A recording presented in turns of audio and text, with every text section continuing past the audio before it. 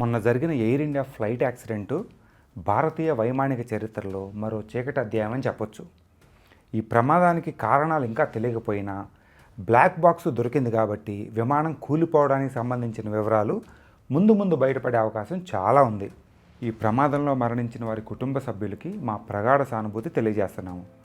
ఈ మొత్తం దుర్ఘటనలో silver lining ఏంటంటే ఒక వ్యక్తి ప్రాణాలతో సురక్షితంగా బయటపడటం. मेरे खुद को भी बिलीव नहीं होता कि मैं कैसे उसमें से जिंदा बाहर निकला, क्योंकि थोड़ा टाइम लिए के तो मेरे को लगा था कि मैं भी मरने वाला हूँ, लेकिन जब मेरी आँख खुल के मैं देखा ना तो मुझे लगा मैं जिंदा हूँ. तो मैंने ट्राई किया, जब मेरी सीट थे वो मेरी बेल्ट निकाला, मैंने वो ट्राई किया जहाँ से निकल सकता वहाँ से, तो मैं निकल गया वहाँ से.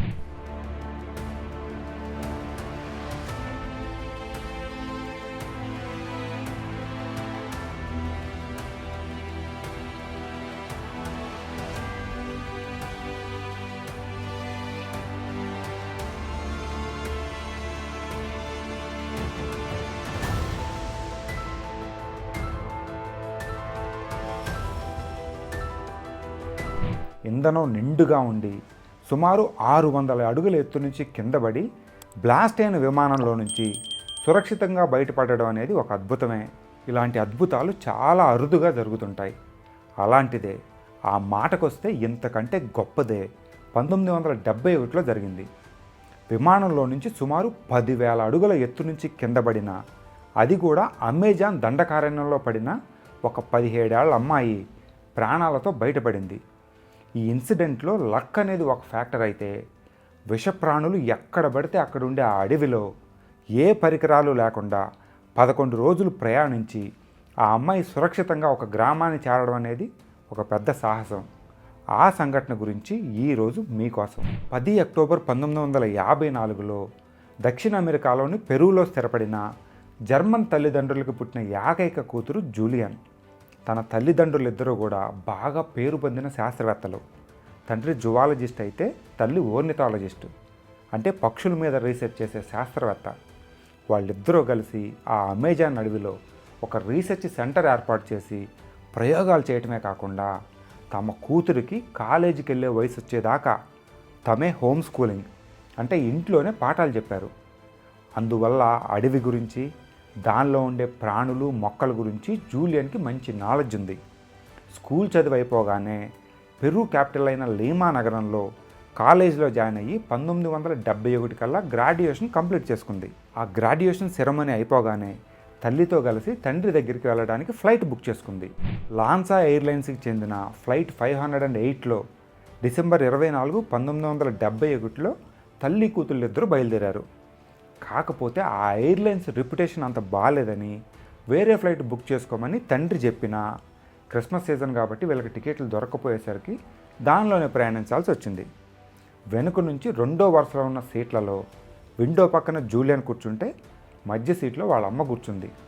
ఇద్దరూ సంతోషంగా శాండ్విచ్లు తింటూ కిటికీలో నుంచి అమెజాన్ అందాలను ఎంజాయ్ చేస్తున్నారు. ఇంకో 15 నిమిషాల్లో ఫ్లైట్ ల్యాండ్ అవుతుందనగా మొత్తం వాతావరణం మారిపోయింది.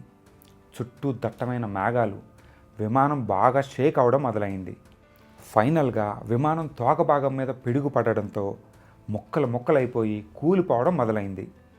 జూలియన్ ఇప్పటికీ వాళ్ళమ్మ ఆ సమయంలో అన్న మాట మర్చిపోలేదు, ఇట్స్ ఆల్ ఓవర్ అని, అంటే ఇక అంతా అయిపోయింది అని. తన సీట్ బెల్ట్ పెట్టుకొని ఉండటంతో సీటుతో సహా విమానం నుంచి విడిపోయి 10,000 అడుగుల ఎత్తు నుంచి కింద పడడం మొదలైంది. సీటు హెలికాప్టర్ రెక్కలాగా వేగంగా తిరగడంతో తన కింద పడే వేగం మందగించింది అంటారు.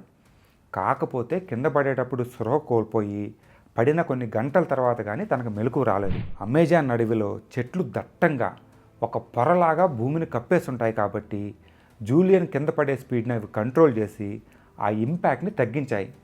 తను మెలకువ వచ్చి టైం చూసుకునేసరికి లక్కీగా వాచ్ కూడా పనిచేస్తుంది. సమయం మరుసటి రోజు ఉదయం 9, అంటే సుమారు 20 గంటలు అలా ఆ సీట్లోనే ఉండిపోయింది. మెలకువ రాగానే తాను చేసిన మొట్టమొదటి పని తన తల్లి ఎక్కడుందో వెతకడం. కాకపోతే కాసేపటికే క్లారిటీ వచ్చింది, తనంత ఈజీగా కనపడదని. తన తల్లిదండ్రులు నేర్పించిన విజ్ఞానం మూలంగా అక్కడున్న కప్పల, పక్షుల అరుపులు విని తాను పెరూవియన్ ఫారెస్ట్లోనే ఉంది అని నిర్ధారించుకుంది. తన తక్షణ కర్తవ్యం తల్లిని వెతకడంతో పాటు రెస్క్యూ టీమ్కి తన ఆనవాళ్ళు చెప్పడం లేదా దగ్గరలో ఉన్న హ్యూమన్ సెటిల్మెంట్కి చేరుకోవడం. అంత ఎత్తు నుంచి కింద పడడంతో కాలర్ బోన్ ఫ్రాక్చర్ అవడంతో పాటు చేతికి పెద్ద గాయమైంది. కాకపోతే ఎలాగో కలా శక్తి కూడా తీసుకొని మెల్లగా బయలుదేరింది. ఆ సమయంలో వాళ్ళ నాన్న ఇచ్చిన ఒక మంచి సలహా గుర్తు తెచ్చుకుంది. ఎప్పుడన్నా అడవిలో గనక తప్పిపోతే బయటపడాలంటే ఏదన్నా నీరు ప్రవాహాన్ని పట్టుకొని అది ప్రవహించే వైపు వెళ్ళాలి అని. చిన్న ప్రవాహం మెల్లగా పెద్ద ప్రవాహంలో కలిసి చివరగా ఏ నది వద్దకో వెళ్తుంది. అక్కడ మనుషులుండే అవకాశాలు ఎక్కువ ఉంటాయి. అందుకని ఒక చిన్న నీటి దారిని పట్టుకొని దాని వెంట నడవడం మొదలుపెట్టింది. కానీ అది అంత ఈజీ ప్రయాణం కాదు. ఒకవైపు గాయాలు, మరోవైపు కళ్ళజోడు పోవడంతో దూరంగా ఉన్నవి సరిగ్గా కనపడని పరిస్థితి. కంటిన్యూగా వాన పడడంతో చలి కాచుకోవడానికి మంట వేసుకోవడం కూడా కుదరదు. ఆహారం లేదు. సూర్యుడిని చెట్లు కప్పేయడంతో ఏ దిక్కుగా వెళ్తుందో అర్థం కావడం లేదు. స్కర్ట్ వేసుకొని ఉండటంతో దోమల బెడద. ఫైనల్గా ఎవరో తోడు కూడా లేరు. అయినా పట్టుదలగా ముందుకెళ్ళింది. దారిలో లక్కీగా ఫ్లైట్లో నుంచి పడిన లాలీపాప్ల ప్యాకెట్ దొరికితే వాటినే కొద్ది కొద్దిగా తింటూ ప్రయాణం కొనసాగించింది. అలా 4 రోజులు నడిచాక 4వ రోజు ఒక రాబందు చేసిన సౌండ్ వినపడింది. తన తల్లి నేర్పబట్టి ఆ సౌండ్ని గుర్తుపట్టి దగ్గరలో శవం ఉండి ఉంటుందని ఊహించి ఆ డైరెక్షన్లో వెళ్ళింది.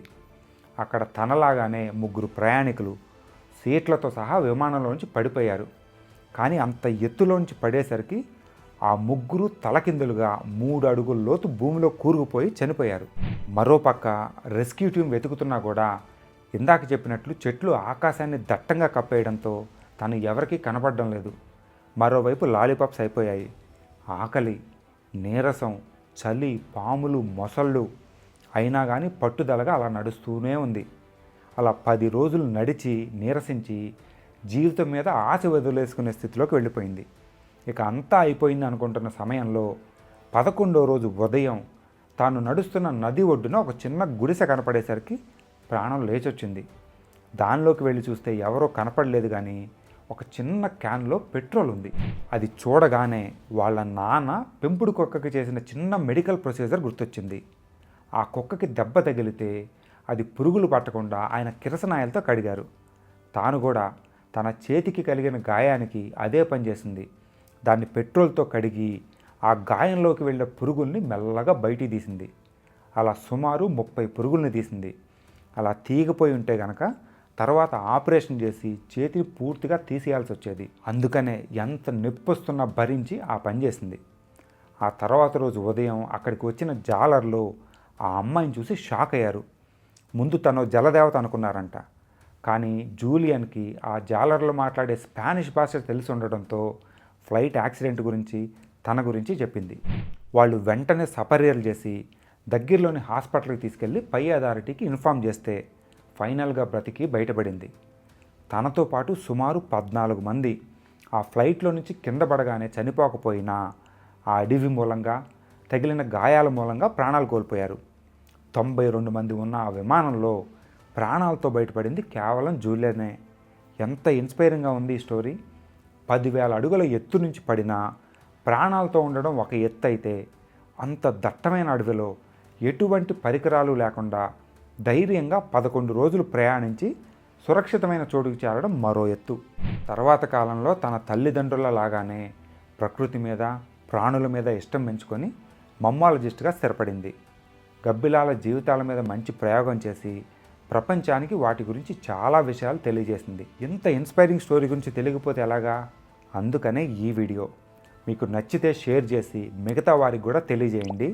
ఇంకో కుతూహలమైన విషయంతో మళ్ళీ కలుద్దాం. Signing off.